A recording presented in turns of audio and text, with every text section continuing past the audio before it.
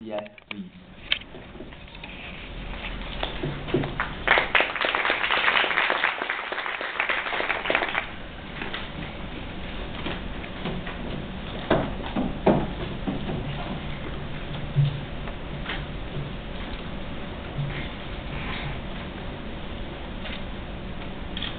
Mr. Kamal Malhotra, UNDP President Representative from Malaysia, Singapore and Brunei, Dr. Naresh Saxena, distinguished guests, ladies and gentlemen. Good morning. First and foremost, let me extend a very warm welcome to Mr. Kamal Malhotra and Dr. Saxena, the author of the book that the UNDP is launching today. The UNDP and Singapore have a warm relationship which dates back more than 5 decades. In 1960, the Dutch economist Dr. Albert Winsemius led a UN industrial survey mission to Singapore to assess our potential for industrialization. He was also asked to provide inputs for Singapore's economic master plan. Dr. Winsemius was subsequently appointed as an economic advisor to Singapore, a role he kept for more than 2 decades, till 1984. Minister Mentor Lee Kuan Yew, in his memoirs, credited the UNDP and its precursor organization for seeding the idea of Singapore leapfrogging our region and becoming a hub for manufacturing and industrialization. As a result, we embarked on an export-oriented industrialization path and developed an environment attractive to foreign investment, establishing many new industries that created jobs for our growing population. Having benefited from the generous provision of foreign technical assistance over the years, we have been privileged to share our developmental experience with countries around the world since the 1960s. For example, we provided technical assistance through the Singapore Cooperation Program administered by the Ministry of Foreign Affairs. We have shared with more than 70,000 officials from 170 countries Singapore's approach to public administration, economic development, and urban planning, among other areas. Singapore and the UNDP have also cooperated closely in the area of promoting good governance. Several training programs developed jointly by the UNDP and our Ministry of Foreign Affairs and involving many other Singapore agencies have been institutionalized on this and related topics. Under the Singapore UNDP Technical Cooperation for Developing Countries framework that was established in 1992, about 1,200 government officials from 86 developing countries have participated in joint training programs covering diverse fields ranging from civil aviation management to foreign investment promotion. The UNDP has an interest in promoting good governance in both developing and developed countries. Indeed, good governance is critical to the success of any country and requires capable and committed men and women at all rungs of government.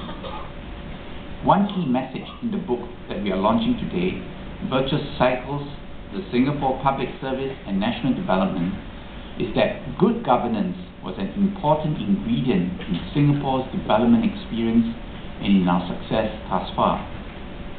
As our first priority, we had to eradicate that which was antithetical to good governance, specifically corruption.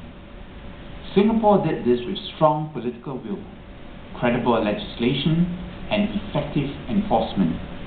At the same time, we built up institutional and human resource capacity building capabilities to ensure that our model of governance is forward-looking. PS21, or our Public Service in the 21st Century initiative, sought to build up a public service that was proactive rather than reactive. It tapped on the creativity of public servants and exhorted them to be responsive and to serve with excellence. We also invested heavily in building our anticipatory capacity, from our early efforts in scenario planning to the more recent setting up of the Center for Strategic Futures. All these are aimed at developing public service capabilities in preparing for the future, in order to better address emerging strategic challenges and opportunities. While all these served us well, we cannot be complacent. Good governance requires that we constantly seek out ways to improve ourselves, upgrade our capabilities, and better serve the needs of our people. The public sector could achieve greater outcomes by focusing on improving the quality of its relationship with the public. This goes beyond delivering public services in a timely and efficient manner. We can do more by investing in greater consultation and engagement with the public, as well as by involving the public more in public policy making and implementation. This will engender a greater sense of ownership by the public over issues that are close to their hearts. This consultation and collaborative approach will be more time-consuming and requires greater effort to forge consensus. This is the trade-off that we must balance. As Singaporeans become more affluent and global in orientation, the demand on the public sector will change. The public sector needs to embrace the ideas and energy that lies beyond public service. By tapping on the collective wisdom and creativity of individuals, NGOs and companies, we can better tackle the challenges and seize the opportunities in a more complex and volatile environment.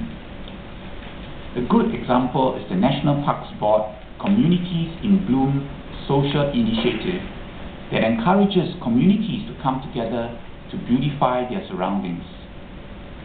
NParks provides advice and some basic gardening materials to help residents start their community gardens. Thereafter, the residents organize themselves to keep their gardens going, developing a community spirit that binds residents together. In taking on the role of facilitator and encouraging the public to work with each other, the public sector helps to build social capital and makes Singapore more socially resilient. When the UNDP commissioned Dr. Saxena to write a book on Singapore's public sector governance in 2009, with the idea that it could yield insights of value to other public administrations around the world, we were honored to be able to share the Singapore experience. Dr. Saxena has done a good job highlighting the development and best practices of the Singapore public service and the insights that may be gleaned from our development experience. At the same time, this outside-in look at the Singapore public sector also provides us with some pointers on areas where we can do better.